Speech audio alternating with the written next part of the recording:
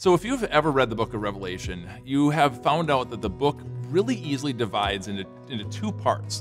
So you got the first 3 chapters that are literal, where John writes to actual places in Asia Minor, modern-day Turkey, actual problems, actual encouragements, actual words to them, and they can read those actual letters. You can visit those churches today. And if you do, please consider taking me. I would love to see them. The rest of the book, chapters 4 through 22, is figurative. So John is seeing a vision of the end of time and actually Judgment Day, leading up to Judgment Day, and John writes down what exactly he sees. There's a fancy word for this. It's called apocalyptic writing. You don't have to memorize that. You don't have to know how to spell it. It basically means that John describes pictures that are there, and they are picturesque of what's going to happen at the end of time. Let me just let John explain this by looking at his words for us here. We're in chapter 4. Verse 1. After this I looked, and there before me was a door standing open in heaven.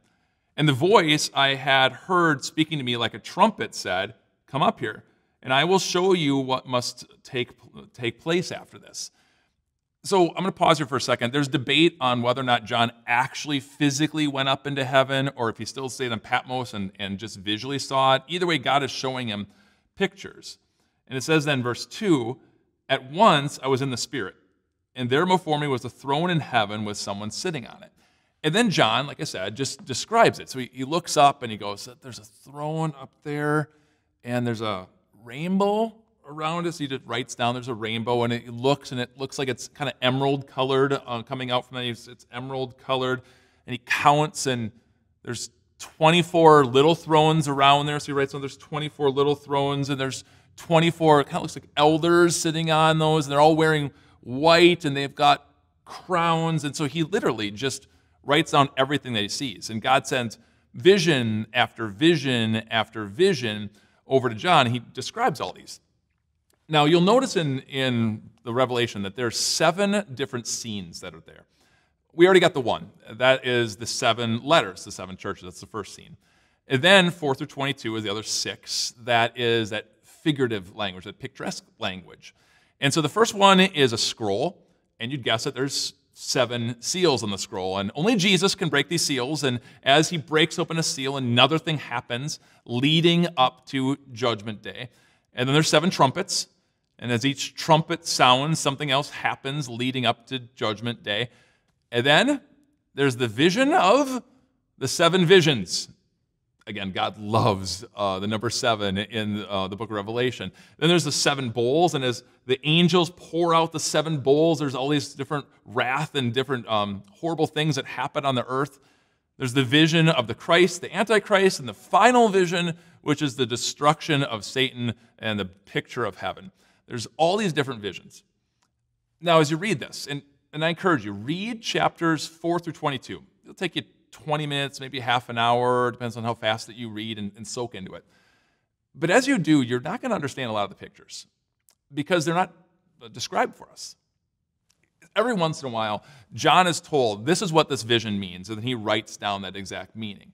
But most of the time, he just describes what he sees, puts it down into words, and we can have our best assumption on what it means, but a lot of it we don't know for sure. In fact, there's one time when the 7 thunders speaks, where God says, John, don't write that down. Keep that part sealed up. No one can know that. And so you're going to read this, and there's going to be all these pictures, and it almost seems that they're conflicting, and they're running into each other, and it doesn't make a lot of sense. But remember that it's all around the aspect of the end of time, but from different angles. From God's perspective, perspective on earth, perspective from the devil. It's the same thing, but it looks different. Let me show you what I mean. So I've got this cylinder here. And if there's light projecting this way, it's going to show a perfect circle on the wall over my shoulder. And so you'd think maybe I'm just holding a bottle cap or a little circular piece of paper. You wouldn't know for sure by looking at the wall that it's actually a cylinder. And then if light came from this direction, it would project on the side over there a rectangle. You wouldn't even notice that it's round at all.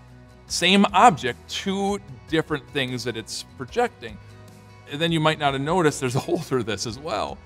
And so now you can have 3 different pictures coming out of the one thing. And what's the one thing? It's a story of how Jesus wins. It's a story how Christ destroyed sin, death, and the devil. That God won you. He won your salvation.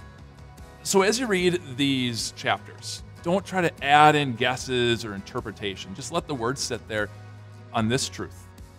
Jesus wins. Always wins. And he won you. Thanks so much for watching this video. If you're often on the go and don't have time to watch, but you have time to listen, click here and you can get the audio version right to a podcast so you can still stay connected to Jesus.